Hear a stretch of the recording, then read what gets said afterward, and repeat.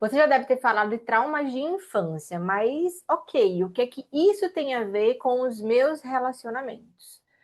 Nesse vídeo eu vou te explicar e trazer, inclusive, um exemplo de uma seguidora, tá? Em uma conversa na rede social, que ela trouxe e sim, traduz claramente a história dela com as questões de relacionamento que eu vou trazer aqui. Meu nome é Amanda Lima, sou psicanalista, sou especialista em relacionamento e poder feminino. E eu ajudo você para que, de alguma forma, você pare de se conectar com homens que não prestem, saiba se posicionar e se, de uma vez por todas, ter um relacionamento que você merece. Mas, sem olhar para suas feridas emocionais, que são causadas lá nas questões infantis, nos traumas de infância, a maioria das vezes você só vai repetir o padrão. Vou ler aqui exatamente as palavras dessa seguidora aqui. Na maioria das vezes, os homens se aproximam, criamos uma conexão inicial, porém não segue. Eu acabo procurando um defeito, externalizo o que penso para as pessoas próximas na busca de validação, ou seja, ela deve ter consciência disso.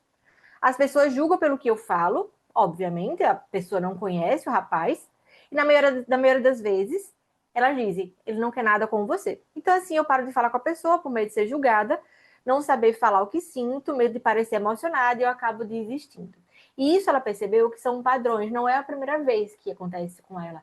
Várias vezes isso acontece. Quando percebe que ela está se aproximando demais, porque olha o que ela disse, quando ela está se envolvendo, quando ela está se aproximando, ela começa a buscar uma validação externa dos amigos, com base no que ela mesma está dizendo, e ela se afasta.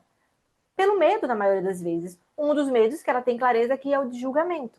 E eu perguntei para ela como é que era a relação dos pais dela e como é que era a relação dela com os pais. E ela me trouxe. Saí de casa aos 14 anos porque minha mãe se casou novamente e eu não aceitava o marido dela. Durante anos vivi em um lar machista, no qual meu pai batia na minha mãe, no café ou na janta. Todos os dias, até ele largar ela com a gente. E ela logo se casar com esse homem. Eu quero que você perceba que o inconsciente dela criou um mecanismo de defesa. Ou seja, ele tinha, na maioria das vezes, dois lugares para ir.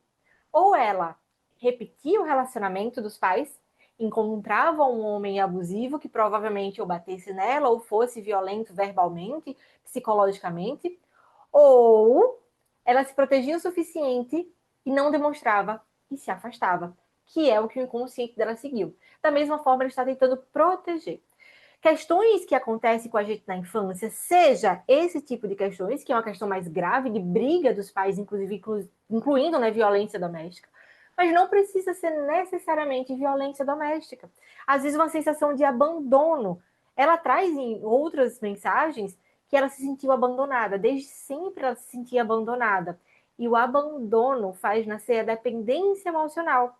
E quando a pessoa tem medo da dependência emocional, ela foge do relacionamento.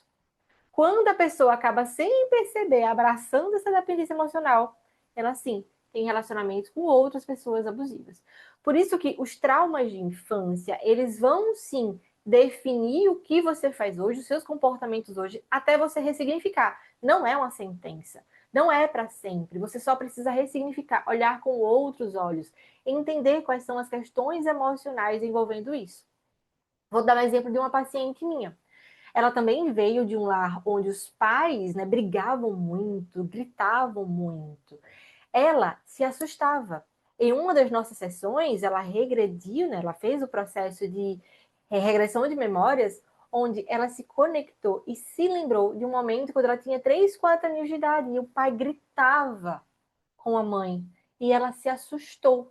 No momento que ela se assustou, ela se sentiu desprotegida, porque afinal de contas, quem deveria proteger a criança, que era o pai ou a mãe, ou estava abusando, cometendo algum tipo de violência, ou estava totalmente indefesa, que no caso era a mãe. Então, aquele registro emocional, ela projeta, ou seja, ela começa a enxergar, porque quem é o primeiro homem da menina? O pai. Quem é a primeira mulher da menina? A mãe. Então, ela vai acabar projetando isso na vida futura sem nem perceber. Ela projeta isso nos relacionamentos, ela projeta isso no chefe. Eu tenho uma paciente que ela tem uma mãe que é narcisista. E ela quando ela entrou em processo comigo, ela começou a perceber que todas as mulheres à volta dela eram mulheres narcisistas. Chefe, algumas amigas, pessoas do trabalho dela.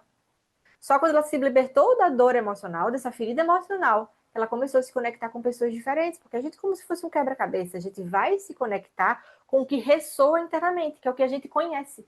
Se a criança que você foi conhece um lar de violência, conhece um lar de abusividade, conhece um lar de escassez, conhece um lar que não é afetuoso, você vai, sem perceber, se aproximar de pessoas assim. Porque o nosso inconsciente, ele não quer gastar energia, o nosso cérebro não quer gastar energia. Então, para economizar energia, ele se conecta com aquilo que a gente já conhece, com o que é conhecido. Por isso que muitas vezes mudar é desafiador. Iniciar, por exemplo, uma academia é desafiador, porque afinal de contas, você não tem a constância, depois fica normal. É um hábito na sua vida. Colocar um hábito é desafiador porque não é conhecido pelo seu cérebro.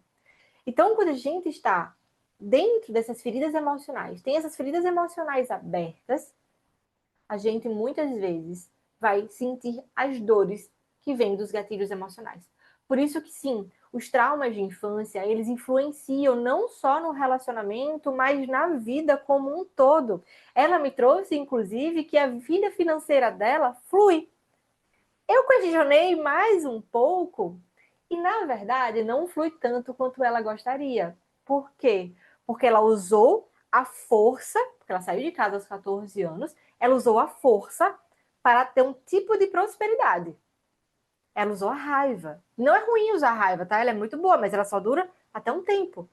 Então, depois que ela ultrapassou essa raiva, de que a raiva que ela usou fez o que tinha que fazer, ela começou a diminuir e o financeiro dela já estava até estagnado, ela nem percebia isso.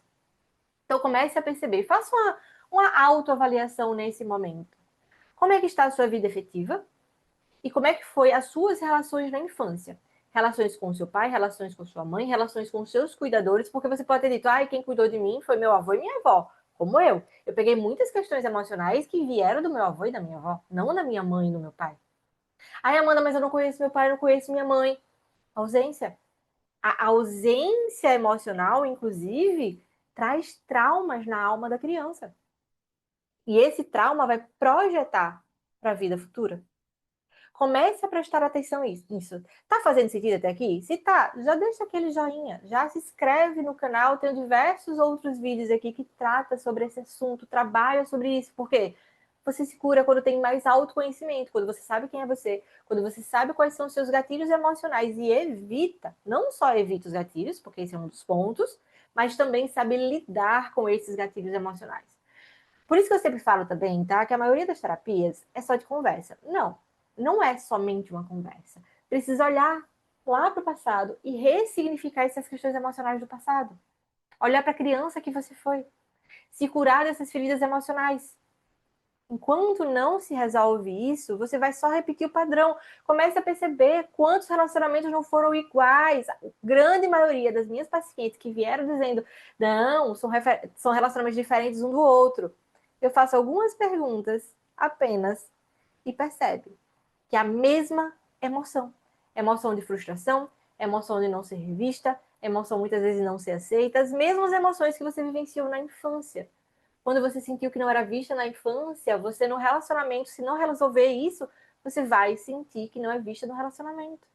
Aí você vai cobrar, você vai exigir, você vai brigar ou se afastar, achando que todo homem não presta, é melhor ficar sozinha mesmo.